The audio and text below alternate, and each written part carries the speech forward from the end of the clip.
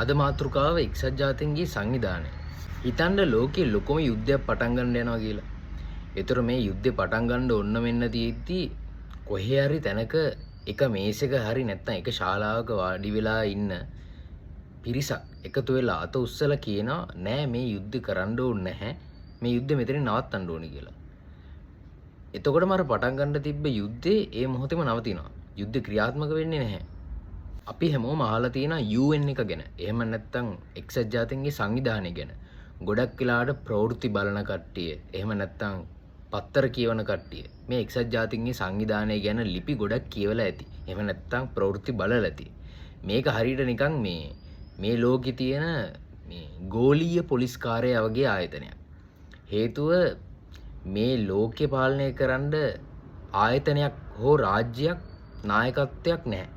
රටකට ඉන්න පුළුවන් නායකයෙක්, රටකට විධායකයෙක්, ව්‍යවස්ථාදායකයෙක්, අධිකරණයක් තියෙන්න පුළුවන් වුණාට ලෝකේ පාලනය කරන්න එහෙම කිසිම ආයතනයක් එහෙම නැත්නම් නීතිමය අධිකරණයක් හරි විධායකයක් හරි එහෙම මොකුත් නැහැ.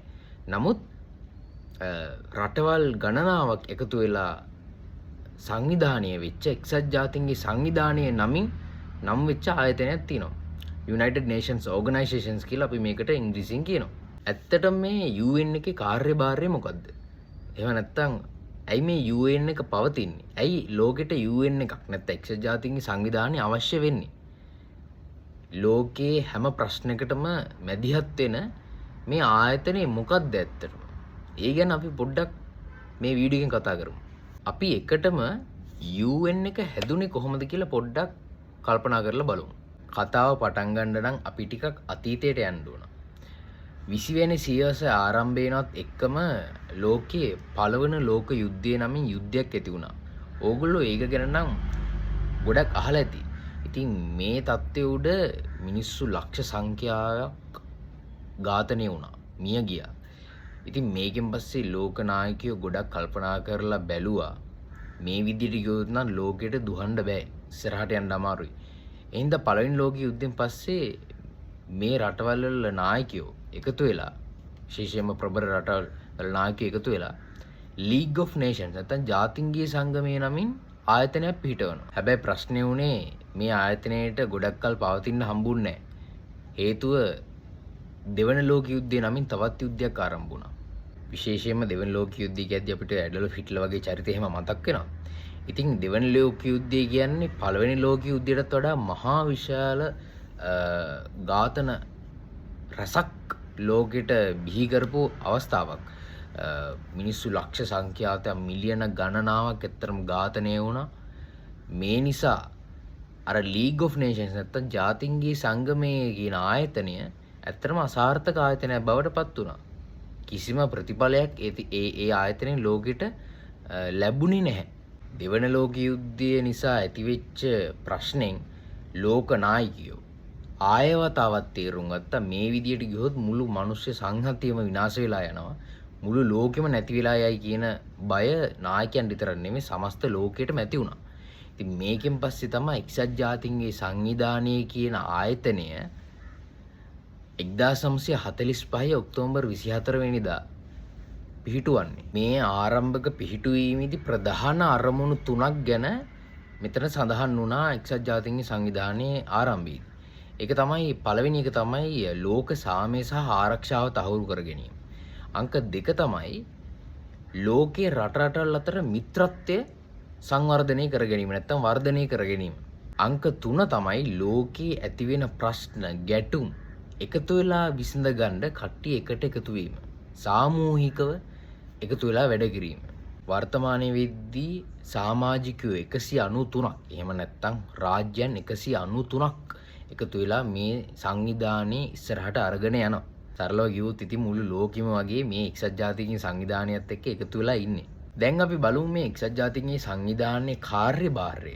අපේ වීඩියෝ එකේ ප්‍රධානම කොටස කාර්යභාරය කොහොමද සිද්ධ වෙන්නේ කියලා. මම හිතන විදිහට මේකේ කාර්යභාරය අපිට ප්‍රධාන කොටස් 4කට බෙදන්න පුළුවන්. පළවෙනි එක තමයි පීස් කීපින්. එහෙම නැත්නම් සාමය ආරක්ෂා කර ගැනීම. නැත්නම් සාමය පවත්වා ගැනීම.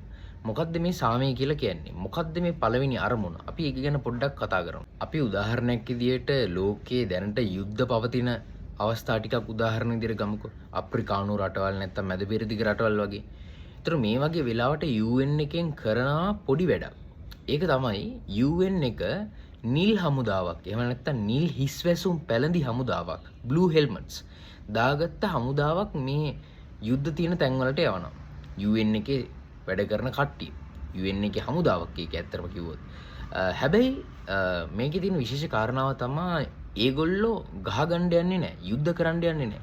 මේගොල්ලෝ කරන්නේ යුද්ධේ පවතිනවා නම් රටවල් දෙකක් අතර ඒ රටවල් දෙක අතර මැදයට වෙලා මේ යුද්ධේ තියෙන සාමය වර්ධනය කරගන්න. නැත්නම් සාමය පවත්ව ගන්න ඒගොල්ලන්ට කරන්න පුළුවන් හැම දෙයක්ම කරන එක තමයි ඒගොල්ලෝ කරන්නේ. යුද්ධ කරන්නේ නැහැ. හැබැයි යුද්ධේ නවත්තන්න පුළුවන් හැම දෙයක්ම. එහෙම නැත්නම් යුද්ධේ අවම කරන්න පුළුවන් සෑම දෙයක්ම. එහෙම නැත්නම් සාමි උදා කරගන්න පුළුවන් සෑම පියවරක්ම ඒගොල්ලෝ ෆලෝ කරනවා. දෙවෙනි එක හියුමන් රයිට්ස්. නැත්නම් මානව හිමිකම්. මේක නම් ලෝකයේ තියෙන ප්‍රබලම මාතෘකාවක්. ඉතින් UN එකේ දෙවෙනි කාර්යභාරය විදිහට අපි මේ මානව හිමිකම් එක ගැනත් පොඩ්ඩක් කතා කරමු. UN එකේ තියෙන ප්‍රධානම කාර්යභාරයක් තමයි මිනිස්සුන්ගේ මානව අයිතිවාසිකම් ආරක්ෂා කරගන්න අවශ්‍ය පියවරයන් ගන්න එක.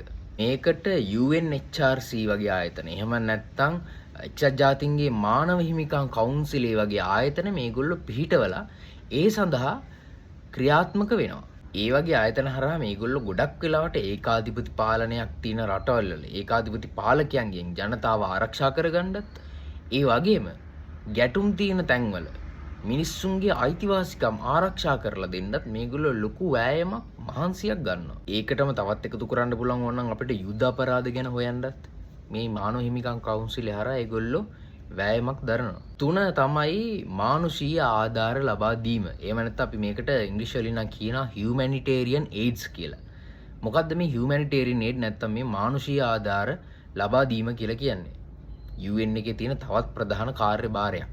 ලෝකයේ විවිධ අවස්ථාවලදී ඇතිවෙන භූකම්ප, සුනාමි, එහෙම නැත්නම් ගම් වතුර මේ වගේ ස්වභාවික විපත් තියෙනවානේ. වෙන්න පුළුවන් දේවල්. ඒ වගේම යුද අපරාධ නිසා අනාථ වෙන මිනිස්සුත් ඉන්නවානේ. ලෝකයේ විවිධ අවස්ථාවල වෙන ගැටුම් නිසා. ඉතින් ඔය වගේ අවස්ථාවල මිනිස්සුන්ට ආධාර උපකාර අරගෙන යන්නේ මේ UN එකේ යටතේ තියෙන ආයතන. නැත්තම් මේ එක්සත් ජාතීන්ගේ සංවිධානයේ යටතේ තියෙන ආයතන හරහා තමයි මේ මිනිස්සුන්ට උදව් කරන්නේ. ගොඩක් වෙලාවට කූඩාරම්, ආහාර, බෙහෙත් වර්ග, ඇඳුම් පැළඳුම් මේ වගේ දේවල්, අත්‍යවශ්‍ය දේවල්, මේ වගේ ගොඩක් දේවල්, වතුර විශේෂයෙන්ම පිරිසිදු ජලය, මෙන්න මේ වගේ දේවල් ගොඩාක් අරන් යන්නේ මේ UN එකේ යටතේ තියෙන ආයතන වලින්. ඉතින් මේක ඇත්තටම ගත්තොත් ලොකු සේවයක්. මිනිස්සු වෙනුවෙන් කරන්න පුළුවන්, මානව සංහතිය වෙනුවෙන් කරන්න පුළුවන් විශාල සේවයක්. ඉතින් මේ වගේ අවස්ථාවල එක්සත් ජාතීන්ගේ සංවිධානය විනාඩියක්වත් කල්පනා කරන්නේ නැතුව මිනිස්සු වෙනුවෙන් ඉදිරිපත් වෙනවා. ඒ ආයතන වලට UNICEF එකේ ළමා අරමුදල, ඒ වගේම ලෝක ආහාර වැඩසටහන, මෙන්න මේ වගේ ආයතන ගොඩක් UN එකේ යටතේ මෙන්න මේ කිව්ව අවස්ථාවල ඒ අවස්ථාවලට සහභාගී වෙලා මිනිස්සු වෙනුවෙන් පෙනී හිටිනවා. හතරවෙනි එක තමයි sustainable development. එහෙම නැත්නම් තිරසාර සංවර්ධනය. තිරසාර සංවර්ධනය කියන වචනේ අපි අනන්තවත් ප්‍රවෘත්තිවල, සමාජ මාධ්‍ය, පත්තරවල දැකලා අහලා ඇති. මේක ඇවිල්ලා වර්තමානයේ ලෝකෙම කතා බහ වෙන ප්‍රබලම මාතෘකාවක්. sustainable development. ඉතින් UN එක විසින් සිදු කරන හතරවෙනි ප්‍රධානම කාර්යභාරය විදිහට මම දකින්නේ මේ sustainable development. එහෙම නැත්නම් තිරසාර සංවර්ධනය කියන මාතෘකාව. 2030 වෙද්දී ලෝකයේ වර්තමානයේ පවතින ප්‍රශ්න වලින් බේරගන්න UN එක විසින් ඉදිරිපත් කරපු ප්‍රධාන sustainable development goals, එහෙම නැත්නම් තිරසාර සංවර්ධනයේ තියෙන ප්‍රධාන ඉලක්ක 17ක් මේගොල්ලෝ නම් කරලා තියෙනවා. ඒ වගේම global warming, එහෙම නැත්නම් ගෝලීය උණුසුම අන්නේකත් පාලනය කරන්න මේ UN එක විසින් විශේෂ වැඩසටහනක් කෝප් එක හරහා මේගොල්ලෝ ක්‍රියාත්මක කරන හැම අවුරුද්දෙම වාර්ෂිකව. ඉතින් sustainable development කියන්නෙම අනාගතයේ අපි achieve කරන්න ඕන development එක achieve කරගන්න ඕන අනාගතයේ ඉන්න පරම්පරාවන්ටත් යමක් ඉතුරු කරලා.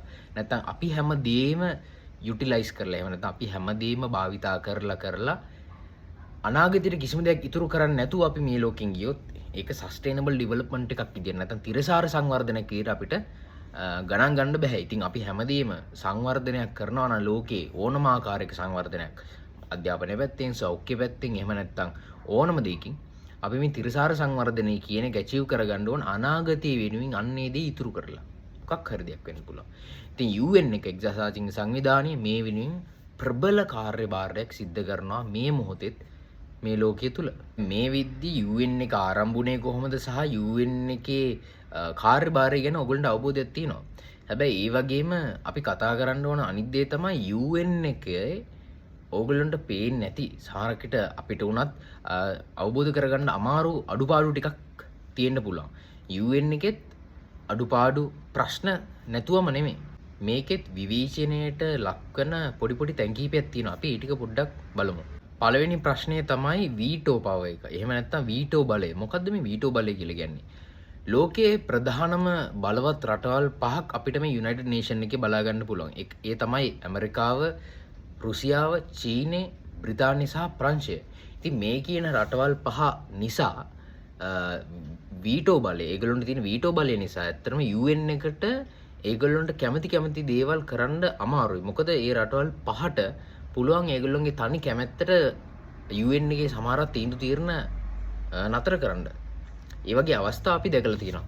ඉතින් මේ රටවල් පහේ බලපෑම නිසා UN එකට ඒගොල්ලොන්ගේ අභිලාෂ සාක්ෂාත් කරගන්න, ළඟා කරගන්න බැරි වෙන අවස්ථා, බැරි වෙච්ච අවස්ථා අතීතයේ අපිට සහ වර්තමානයේ බලා ගන්න පුළුවන්. ඉතින් මේ රටවල තියෙන වීටෝ පවර් එක UN එකේ ගමනට යම්කිසි බාධාවක් කියන එක ගැන විවේචනයක් සමස්ත ලෝකයේ සිටින විචාරකයෝ අතරත් මිනිස්සු අතරත් තියෙනවා. අනිත් එක තමයි දෙවෙනි එක මුදල් සහ බලපෑම්. මොකද මේ මුදල් සහ බලපෑම් කියලා කියන්නේ? මෙහෙමනේ කතාව. දැන් UN එකට ගොඩක් වෙලාවට UN එක ෆන්ඩ් වෙන්නේ කොහොමද? අන්න ඒ ප්‍රශ්නේ අපි කතා කරන්න ඕනේ. UN එක ෆන්ඩ් වෙන්නේ ලෝකේ තියෙන ධනවත් රටවල් වලින්. ධනවත් රටවල් කියන්නේ බලවත් රටවල්. ඉතින් බලයයි ධනයයි දෙකම තියෙන රටවල් වලින් UN එක ෆන්ඩ් වෙද්දී අන්න එතන පොඩි ප්‍රශ්නයක් අපිට තියෙනවා. මොකද UN එකට සල්ලි හම්බෙන්නේ බලවත් රටවල් වලින් නම් බලවත් රටවල් නැත්නම් ඒ ධනවත් රටවල් කියන දේ අහන්න UN එක බැඳිලා ඉන්නවා.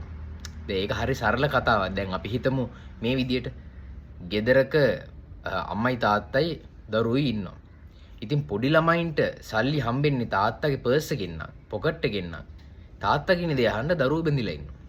ඉතින් ඔය වගේ ප්‍රශ්නයක් තමයි ඇත්තටම අපිට UN එකේ බලා ගන්න පුළුවන් වෙන්නේ. හේතුව UN එකට දුහන්න නම්, UN එකට ඉස්සරහට යන්න නම් බලවත් රටවල් වලින් සල්ලි හම්බෙන්න ඕන.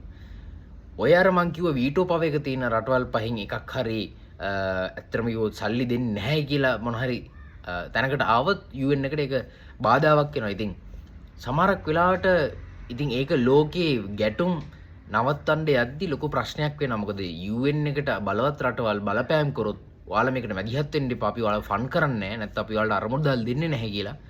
අන්න එතනදී ඇත්තටම ලොකු ප්‍රශ්නයක් ඇති වෙනවා. ඉතින් මේක තේරුම් ගැනීම ගොඩක් වටිනා UN එක ගැන අධ්‍යයනය කරන කෙනෙක්ට. සමහරක් වෙලාවට තුන්වෙනි කාරණේ විදියට, තුන්වෙනි විවේචනයේ විදියට තියෙන ටිකක් හාස්‍යජනක විවේචනයක් ඇත්තට විවුත්.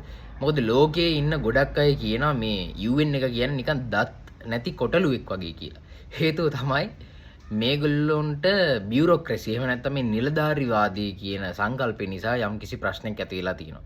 බියුරොක්‍රසි එක තියෙන, ලියකියවිලි සම්මත කරන, ගහන, ඒ වගේම නමුත් එච්චර ක්‍රියාවලියක් UN එක ඇතුලේ සිද්ධ වෙලත් UN එකට අදටත් ලෝකේ යුද්ධයක් නවත්ත ගන්න බෑ කියන විවේචනයේ ලෝකේ ගොඩක් මිනිස්සුන්ට සහ විචාරකයන්ට තියෙනවා. ඉතින් ඒකත් එක අතකින් ගත්තොත් සත්‍යයක්.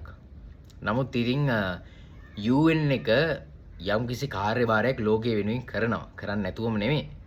නමුත් මේකෙත් අසාර්ථක තැන් තියෙනවා. අර අපි සාමාන්‍යයෙන් ජීවිතයේදී කියනවානේ ඕනම දෙයක දෙපැත්තක් තියෙනවා කියලා, හොඳක් නරකක් තියෙනවා කියලා. ඉතින් ඔය දෙපැත්ත, ඔය කළු සුදු දෙපැත්ත අපිට මේ UN එකේත් බලා ගන්න පුළුවන්. ඒක ඉතින් ලෝක ස්වභාවය කියලා අපිට හිතා ගන්න තමයි තියෙන්නේ. මේ වීඩියෝ එකේ අවසානයේ වශයෙන් අහන්න තියෙන ප්‍රශ්නේ තමයි UN එක එහෙම නැත්නම් එක්සත් ජාතීන්ගේ සංවිධානය නැති වුණොත් හොඳයිද? නැත්නම් මේක ලෝකෙට අවශ්‍යයිද තව දුරටත්? මේක නැති වුණොත් හොඳයි කියලා කවුරු හරි කියනවා නම් මම පුද්ගලිකව ඒකට විරුද්ධයි. හේතුව ලෝකේ යුද්ධ තියෙනවා.